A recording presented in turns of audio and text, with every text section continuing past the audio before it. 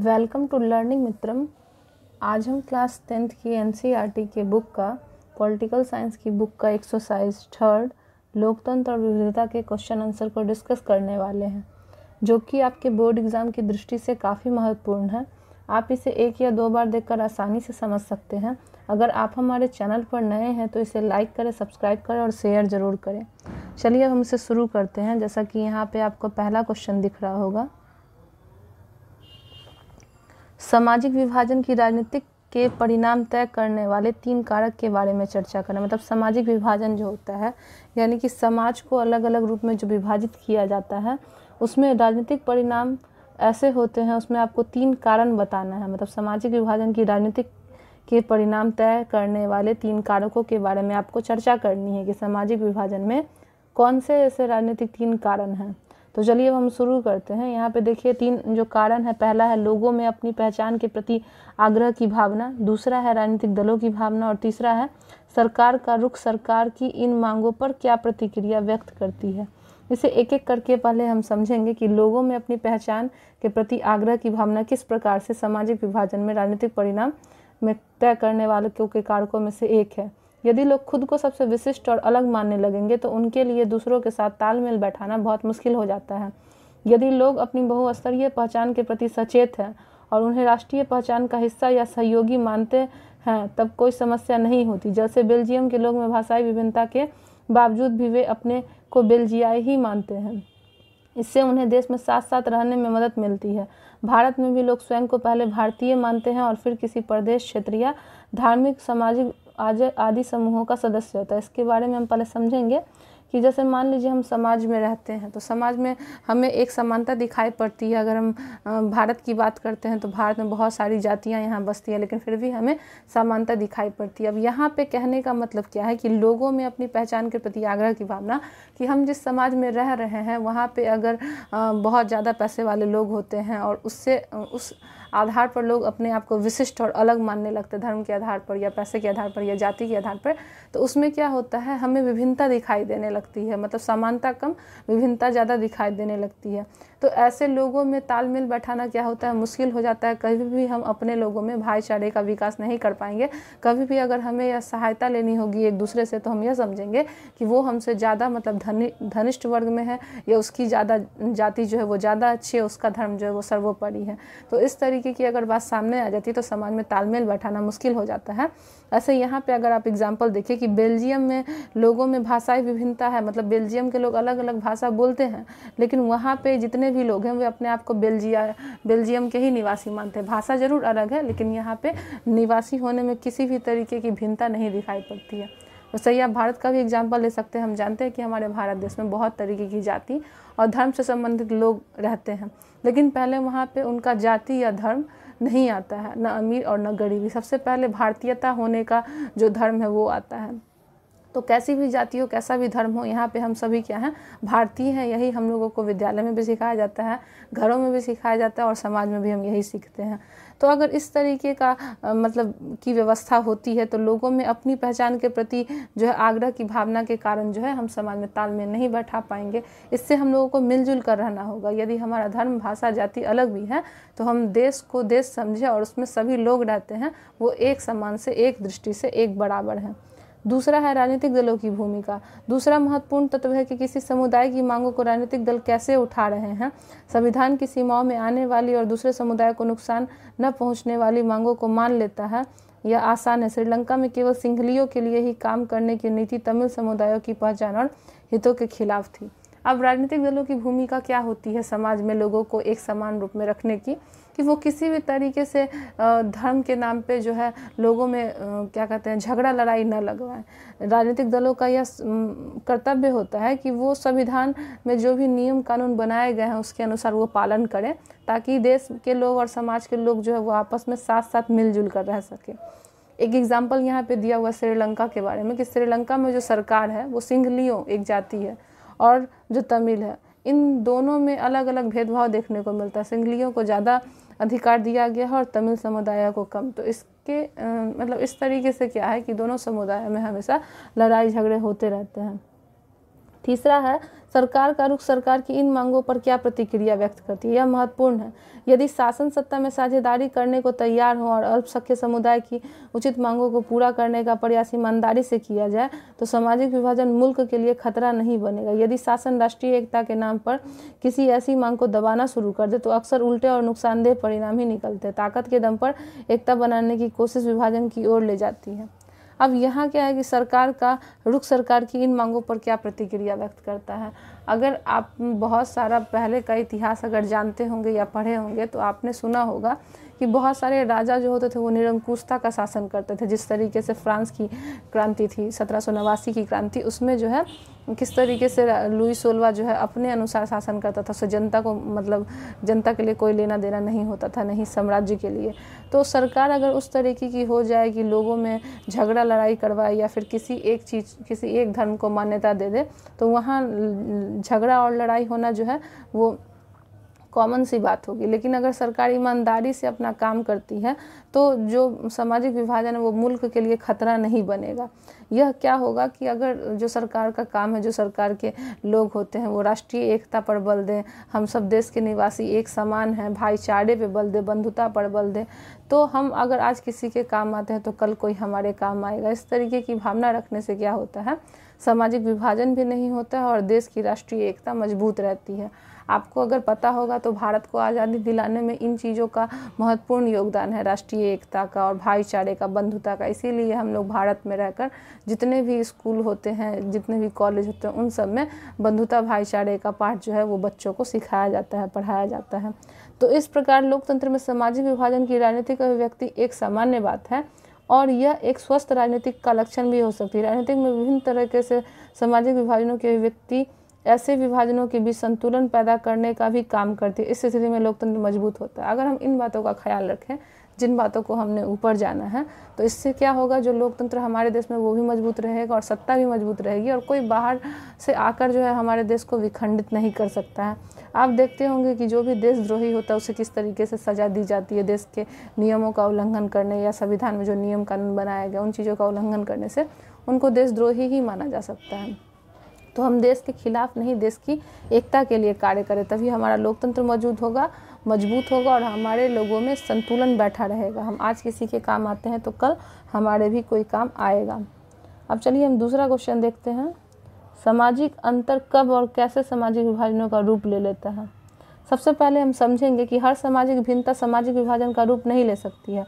सामाजिक अंतर लोगों के बीच बंटवारे का एक बड़ा कारण जरूर होता है, किंतु यही अंतर कई बार अलग अलग तरह के लोगों के बीच पुल का काम करता है। सामाजिक विभाजन तब होता है जब कुछ सामाजिक अंतर दूरी अनेक विभिन्नताओं से ऊपर और बड़े हो जाता है। अमेरिका में श्वेत और अश्वेत का अंतर एक सामाजिक विभाजन बन जाता है, लेकिन क्योंकि श्वेत अश्वेत लोग आमतौर पर गरीब है, बेघर हैं, भेदभाव के शिकार हैं, हमारे देश में भी दलित और आमतौर पर गरीब और भूमिहीन हैं, उन्हें भी अक्सर भेदभाव और अन्याय का शिकार होना पड़ता है। जब एक तरह का सामाजिक अंतर अन्य अंतरों से ज़्यादा महत्वपूर्ण बन जाता है और लोगों को यह महसूस होने लगता है कि वे दूसरे समुदाय के हैं, तो इससे एक सामाजिक विभाजन की स्थिति पैदा होती है। इसका कहने का अर्थ यह है कि सामाजिक अंतर और सामाजिक विभाजन का रूप यह कब ले लेता है।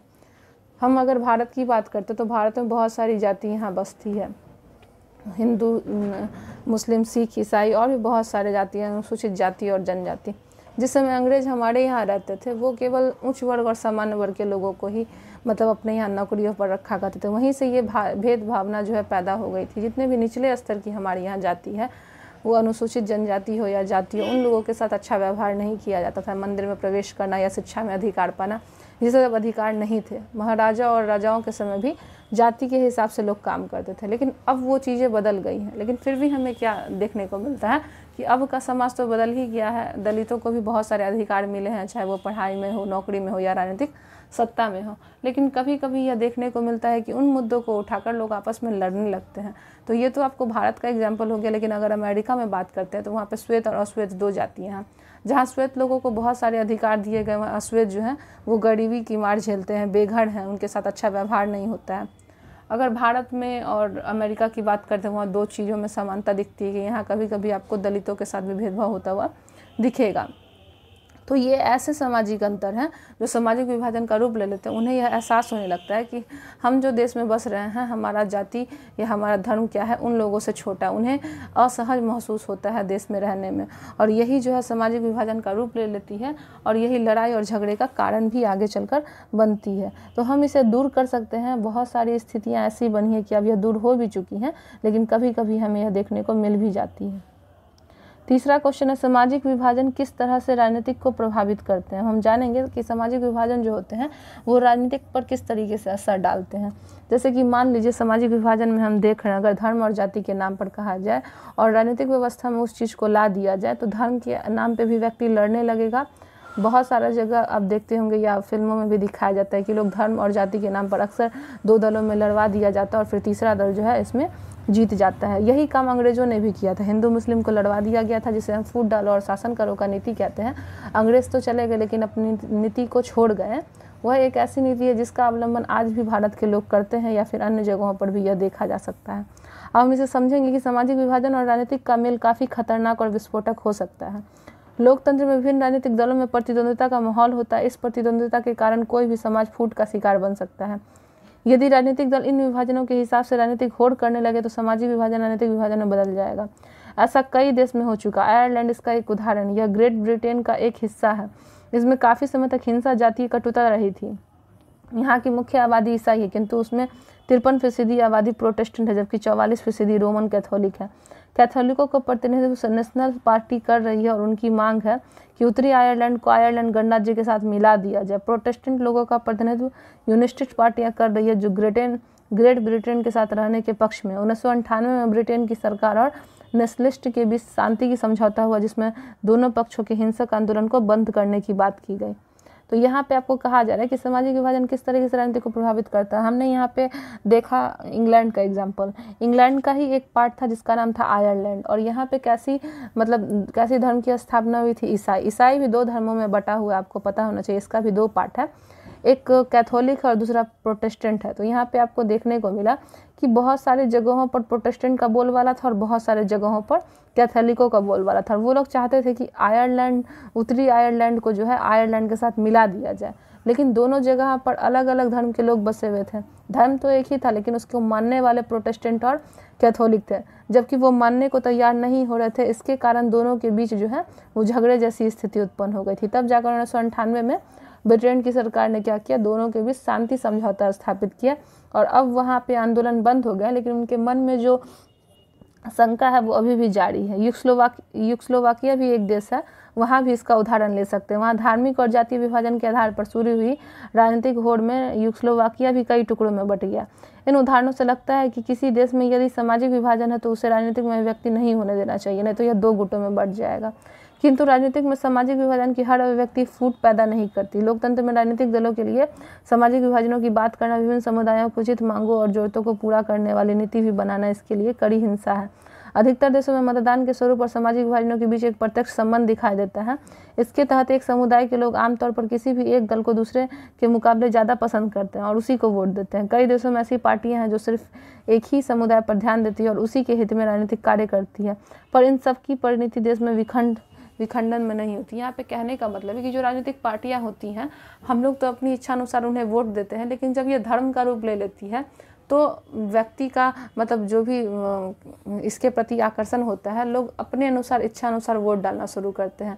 अगर आप भारत की बात करें तो भारत में भी अपनी पसंद के लोगों को ही वोट दिया जाता है, लेकिन यहाँ पे कभी कभी ऐसा होता है कि जब कोई व्यक्ति अच्छा कार्य कर रहा होता है तो उनके कार्य को देखकर ही हम उस व्यक्ति को वोट डालकर चुनते हैं। यही होना भी चाहिए, लेकिन अभी तक विश्व में बहुत सारे ऐसे देश हैं जहाँ पे केवल एक ही लोगों को मान्यता दी जाती है, दूसरे दलों को मान्यता नहीं दी जाती। जैसे आपने श्रीलंका का भी पढ़ा, श्रीलंका में सिंहलियों को ज़्यादा अधिकार दिया गया है और तमिलों को कम दिया गया, इसलिए वहाँ पे झगड़े की स्थिति बनी हुई है। हमने ब्रिटेन के बारे में भी जाना और हमने यूगोस्लाविया के बारे में भी जाना कि अगर राजनीतिक व्यवस्था में उथल पुथल मौजूद होती है तो बहुत बहुत सारे टुकड़ों में देश जो है वो बढ़ जाता है।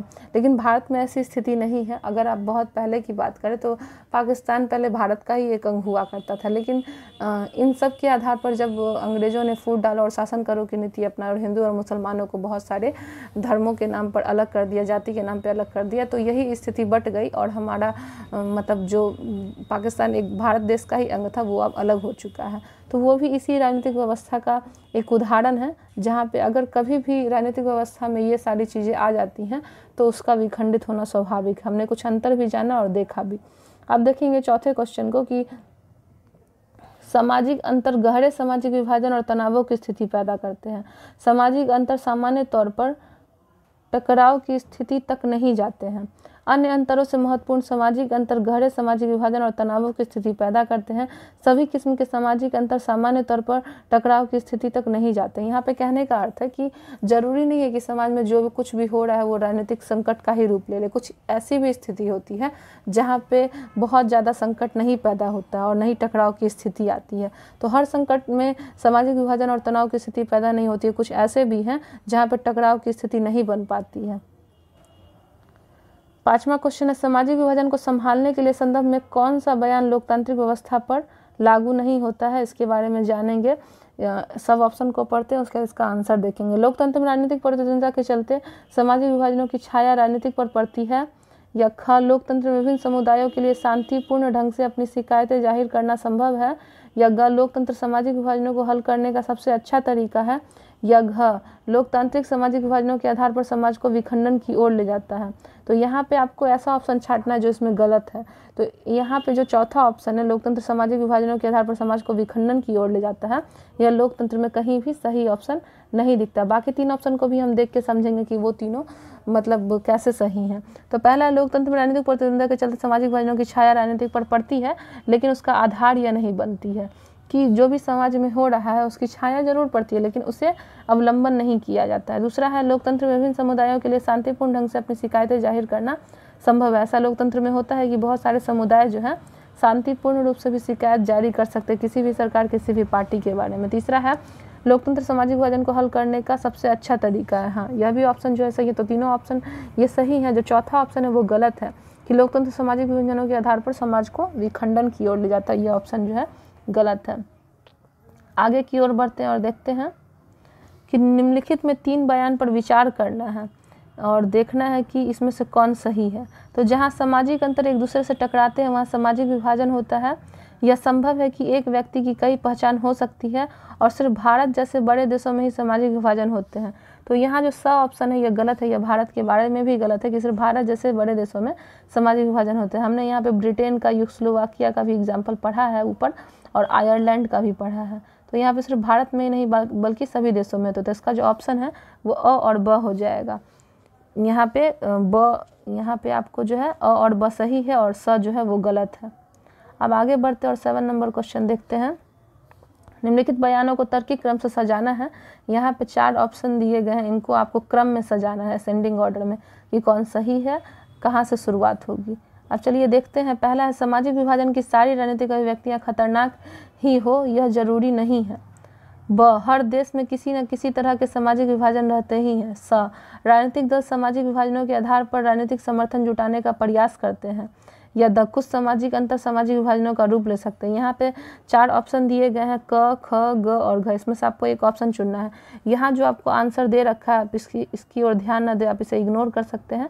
हम इसे पढ़कर समझेंगे कि इसमें जो है कौन सा ऑप्शन जो है आपको सही है। तो इसका जो आपको पहला हम पढ़ेंगे, पहला एग्जाम्पल है द, कुछ सामाजिक अंतर सामाजिक विभाजनों का रूप ले सकते हैं। उसके बाद ब, हर देश में किसी न किसी तरह से सामाजिक विभाजन होते ही रहते हैं।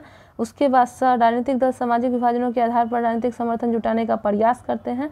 और अ, सामाजिक विभाजन की सारी राजनीतिक अभिव्यक्ति खतरनाक ही क्यों ही हो यह जरूरी नहीं है। यहाँ पे जो क ऑप्शन है ये आपका सही वाला ऑप्शन है। बाकी 3 जो ऑप्शन दे रखे हैं ख, ग, ख, द और घ, ये जो ऑप्शन है ये गलत है। तो इसका हो जाएगा आपको पहला ऑप्शन।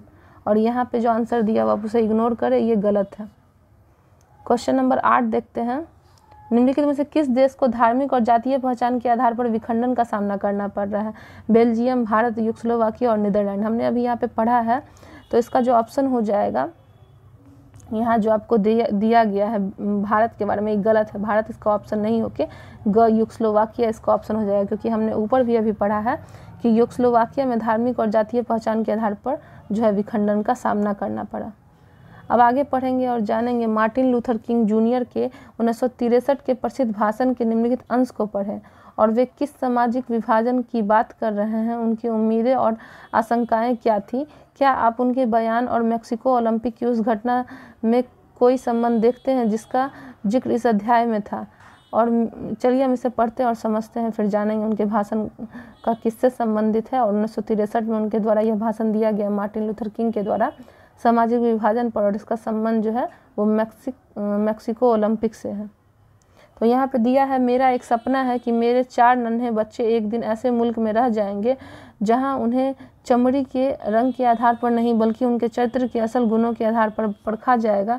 स्वतंत्रता को उसके असली रूप में आने दीजिए। स्वतंत्रता तभी उनके कैद से बाहर आएगी जब यह हर बस्ती, हर गांव या पहुंचेगी राज्य और हर शहर में होगी। हम उस दिन को ला पाएंगे जब ईश्वर की सारी संतानें, अश्वेत, स्त्री, पुरुष, गोरे लोग, यहूदी और गैर यहूदी, प्रोटेस्टेंट और कैथोलिक हाथ में हाथ डालेंगे और पुरानी निग्रो प्रथाओं को गाएंगी।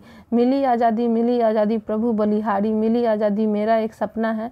एक दिन यह देश उठ खड़ा होगा और अपने वास्तविक स्वभाव के अनुरूप कहेगा, और हम इस स्पष्ट सत्य को मानते हैं, सभी लोग समान हैं। मार्टिन लूथर किंग जूनियर अपने भाषण में रंग भेद के आधार पर सामाजिक विभाजन की बात करते हैं। उनको यह उम्मीद थी कि एक ऐसे देश का समाज का निर्माण किया जाएगा जो मनुष्य को उसके रंग के आधार पर नहीं बल्कि उसको गुण के आधार पर माने और पहचाने। उनका कहना था कि हम असली स्वतंत्रता तभी प्राप्त कर पाएंगे जब हम जाति, धर्म और नस्ल के बंधनों से मुक्त हो जाएंगे।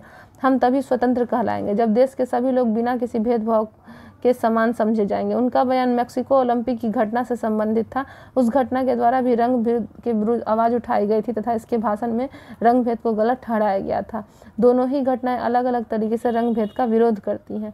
तो हम जानेंगे यहाँ पे, मतलब जो आपको 2 यहाँ पे घटना दी गई, एक मेक्सिको ओलंपिक के बारे में जहाँ पे रंग भेद की नीति हुई थी उसका विरोध किया गया था, और मार्टिन लूथर किंग ने किस तरीके से 1963 में अपने भाषण को दिया था और उसमें विरोध किया था। तो उन्होंने भाषण ऐसा दिया था कि समाज ऐसा होना चाहिए जहाँ पे किसी भी मतलब चमड़ी के आधार पर पहचान नहीं मिलनी चाहिए, गोरी चमड़ी या काली चमड़ी के आधार पर। यहाँ पे लोगों को पहचान मिलनी चाहिए उनके टैलेंट के आधार पे। मतलब जब हमें स्वतंत्रता मिलेगी, असली स्वतंत्रता, जहाँ पे हम धर्म, जाति और नस्ल के बंधन से मुक्त हो जाएंगे, और तभी हम स्वतंत्र कहलाएंगे, और तभी यहाँ पे जो है भेदभाव मिट जाएगा। तभी हम क्या कर सकते हैं, अपने और अपने देश का नवनिर्माण कर सकते हैं। और यही घटना जो है मेक्सिको ओलंपिक की घटना से संबंधित है, जहाँ पे उस घटना में रंग भेद के लिए जो है आवाज़ उठाई गई थी। मार्टिन लूथर किंग जो है अपने भाषण के आधार पर यह बताना चाहते थे कि समाज में किस तरीके से भेदभाव की नीति है और रंग भेद की। रंग भेद मतलब जो रंग के आधार पर लोगों में अंतर किया जाता है। तो उन्होंने अपने भाषण से 1963 में से काफ़ी हद तक दूर करने का प्रयास किया। और मार्टिन लूथर किंग जो है वो रंग भेद और जो व्यवस्था थी विभाजन की, उसको दूर करने के प्रयास में वो बहुत हद तक सफल भी रहे और लोगों को जागृत भी किया करते थे। तो चलिए अब इस वीडियो को हम यहीं समाप्त करते हैं और उम्मीद करते हैं कि आपको यह बेहतर ढंग से समझ में आया होगा। अगर आपको यह हमारा वीडियो पसंद आया हो तो इसे लाइक ज़रूर करें और अधिक से अधिक दोस्तों में शेयर भी करें। मिलते हैं अपने नेक्स्ट वीडियो में। Thank you.